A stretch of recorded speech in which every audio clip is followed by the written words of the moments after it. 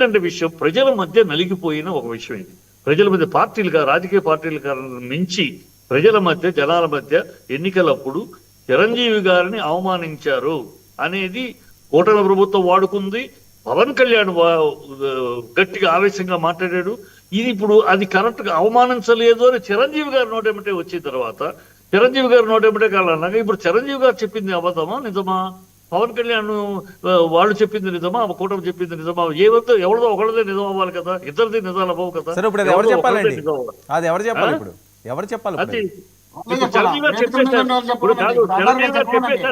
చిరంజీవి గారు చెప్పేశారు కదా ఏమేం జరగలేదు, మమ్మల్ని చాలా గౌరవించారని.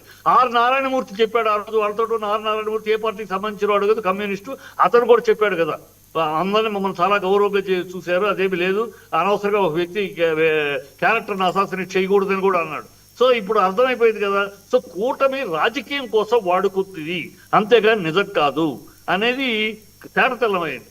అది క్లారిటీ కావాలి. అది ఇప్పుడు క్లారిటీ ఇవ్వాల్సింది. దీన్ని ఎవరు వాడుకున్నారు, దీన్ని రాజకీయంగా వాడుకున్న వ్యక్తులు ఆ పొరపాటుని ప్రజలకు తెలియజెప్పాలి.